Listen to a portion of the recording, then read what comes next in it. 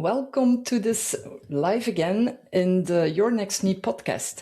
I do this most of the time every Monday, and why I'm doing this live is because if you want to join me and ask me questions, you can do this, and this is a great opportunity to work together in a way.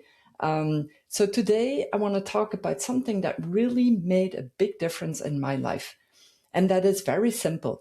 It's controlling my time and getting a tool that would allow me to do that.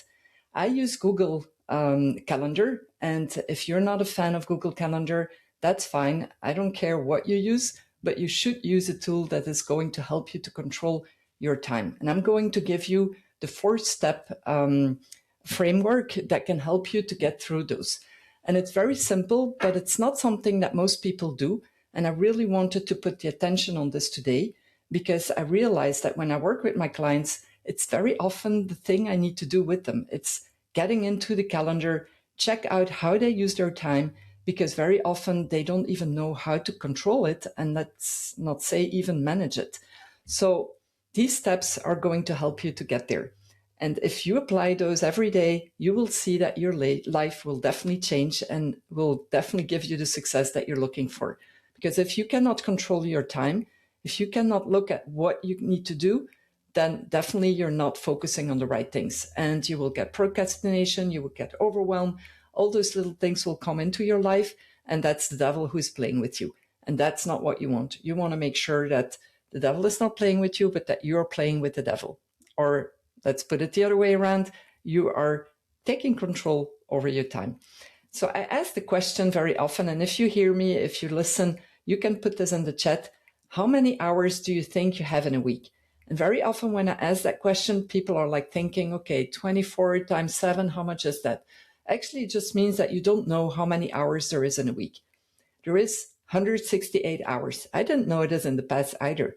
I didn't even know how much time I was spending on a few things. But again, I took the 168 hours, I reverse engineered it. So it meant I went down like 168 minus the time of hours that I slept, minus the time that I spent eating, that I get prepared, and so on, till I got to the point of how many hours do I have left, and are the hours that I use very efficient. So the 4 steps. The first one is stop doing the things that don't bring you to your goals, that don't drive you to where you need to go. Obviously, if you don't know what your goals are, then we have an issue. So we need to make sure that you have your goals first, that you know what you want to do in life. But if you know that and you look at your life, what are the things that you need to stop doing in this way that you actually are going to move the needle forward? So for example, stop being on, going on TV, sitting in front of the TV all the time. There are many people spending more than 4 hours a day in front of the TV, looking at things that don't educate them, that don't move them forward. I used to watch Netflix quite a bit with, a lot of series. And by the time I understood that that was not going to help me to move forward, I changed my life completely in that way, that I stopped doing that and I replaced it by something else, like learning things, watching videos that would help me to learn how I could move the needle. So stop doing the things that don't give you the necessary results to move the needle. That's the first thing. The second thing is start delegating. And I know you cannot delegate everything, but there is a lot of things that you can delegate. Watch the people around you that are successful. They have the same amount of hours as you, and they do tons of things, even more than what you probably do. But you have so much more potential in you. So even if you think that you need to do everything yourself, and I recommend that in the beginning, you might want to do a little bit of that. If you're a business owner and you're like thinking, oh my God, I have all those balls in the air. Do that for a little amount of time, just so that you know what it is and so that you can delegate tasks to other people in a much better way, because you know exactly what it takes, the time that it takes, and the challenges that it takes. But start to make a list of the things that you can delegate. And don't tell me I cannot, lose the control over those things. You don't lose control when you delegate well. So the first thing is delegate the things that are not that important for you to do. You might like them, but they might not give you the necessary results in what you need to achieve as a business owner, and that can be done by somebody else. I'm just thinking out loud, but for example, when I started delegating, the first thing I started delegating is my website. It's making sure that I didn't need to do this. I got to learn from this person to see how I could adapt a few things, so I didn't need to all the time get this person involved, but I delegated the building of my website. And even the first website that I made, I found a really nice person that helped me without having to pay for it, because he wanted to help me getting successful in my life as well. And it's something I want to give back to him as well in ways that he will ask me when he needs it.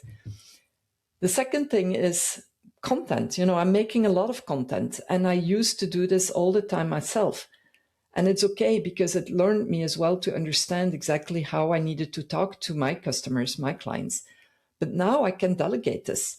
So I have a team of VAs, virtual assistants, who I found on Fiverr. It's a website on which you can find lots of virtual assistants in any field, and they can help you to do those things. Now, you need to make a process, make sure that you brief them well, because if you don't do this, it will frustrate you in a while, and then it will actually not give you the necessary time to do other stuff, because you will be running behind those people all the time.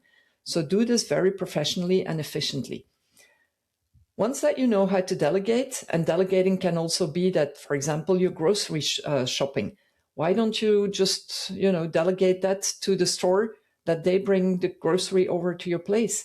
Delegate your cleaning, delegate your garden work. There is a lot of little things that you can delegate. If I didn't have this, I would not be able to control my time, because I'm a single mom of twins. They are 17. And it's, even if they are very independent, because of the fact that I'm a single mom, they learn to be very independent. And now, in this case, I can count on them to do things on their own. So I delegate things to them as well. But on the other hand, I'm actually being surrounded by the people that can make me do what I want to do. I wouldn't be able to be a business owner if I didn't have those people around me. Now, the third thing is that you want to look at your calendar and see what are the things that I need to continue doing, because those things are important. I have to do those. I have to continue making sure that I control those things. Like, for example, having an intake call with my clients or potential clients. It's something I need to do myself. So I want to continue doing that. But I need to track what I'm doing. I need to track every day the number of people that I contact. I need to track if the time that I'm spending in each of the tasks that I do is efficient. I need to track if, for example, I'm filling up my calendar with the good things that will drive me to my goals. So if I don't track those things, I will never know how much time I'm spending on each one of my tasks. And so if I have to put this in my calendar, I might take, and I did that in the beginning because I'm somebody very active and positive. And I thought, if I take an hour to do my content for the week, that should be sufficient. It didn't take me an hour. It took me like a whole morning. So now I knew that in my calendar, I had to put like 3 to 4 hours for my content and not just 1 hour. Because what happens if you put only the amount of time that you think you can achieve, and then you don't, you get frustrated, you get demotivated, and so on. By the time that I put my 4 hours in, I knew, okay, that's my focus time. That's when I will focus only and fully on my content development. Now that I have delegated this time, I can spend this time in prospecting and get to clients. I don't need to spend the time in making my content. And what is more important for me now, it's to get new clients, right? And then the fourth step is to start doing things that you don't do yet. So what are the things that you have to start doing to move the needle again, to go through to your goals? If your goals are big, then you definitely will have to stop doing things, continue doing things, but definitely have to start doing things. So start to learn things that you don't know yet. Start to be visible every day. Start to take the phone and call clients. Start to, start to get massages if that's what you need. Start to walk every day if you need exercise and energy. Start to eat healthy. All those things have helped me to understand exactly how I needed to plan in my calendar. And my Google Calendar, I would not be able to run my business and run everything I'm doing. And I'm telling you, I'm 57, but I feel like I'm in my 20s because I do a lot of stuff in a week. Every 15 minutes counts. Get productive, get focus, stay focused, but take also the time off in between. And every one of those things, I put them in my calendar. Everything that is yellow, it's personal. It's something that I do for me personally. Eating, walking, doing my yoga in the morning, going to bed. Those things are in yellow. Everything that is red is what needs to be done for my kids. So I plan in everything that needs to be done, like traveling to their sports, picking them up from school, that kind of stuff is red. Or if I have to go to the doctor, the dentist, whatever. Everything that is green is when I need to be productive in developing stuff for my business. Everything that is blue is my meetings with my clients and potential clients. So you see, all the color coding is helping me as well to visually already immediately when I look at my calendar, understand how much time I'm spending on things. If everything is red, for example, I definitely will not earn any money and I will definitely not be able to help people. So if that would be the case, then I have to decide that that is a week of vacation and only for the kids. But this is likely not going to happen because I have other priorities as well. But it's just making you, when it's all filled up in blue, I feel comfortable. But then I need to check, is there something I need to change there? Or are all those calls in blue helping me to get me to my next steps? In the beginning of my business, I had a lot of blue in my calendar with people that I wanted to talk to get curious about what I could do as a coach because I didn't know at that time. But what I realized is that I didn't check enough on the people if they were a potential right candidate for me to work with. And so very often I had calls with people that were nice calls, but didn't deliver anything, not even some insights of what I could use from that into my business. So it made me realize that I needed to change this and continue taking those that were great and change the ones that I actually would not be able to help because they were not in a moment in their life they need me. So you see, all those 4 steps are going to help you to drive your life in a much better and efficient way. And it's going to help you to be more successful. I can tell you my Google Calendar is my life. It's with me all the time. It gives me a notification when I need to do something. It keeps me to focus. And when my calendar is not filled up, I can tell you that the devil is going to play with me. Because what's happening then? I start to procrastinate. I start to think, oh, God, I don't have anything in my calendar. So what am I doing with my time now? What is it that I need to do? So basically, every evening I look at my calendar for the next day and I check if everything is filled up. If not, I'm thinking, okay, what is the next goal that I need to achieve? And what can I put in my calendar to help to do that? Simple, okay? If that's something that you feel is missing with you, it's what I do with my clients. I just go through the calendar. I help them to fill it up, to make the blocks where it needs to be. It's keeping you accountable as well, but it's definitely helping you to think differently.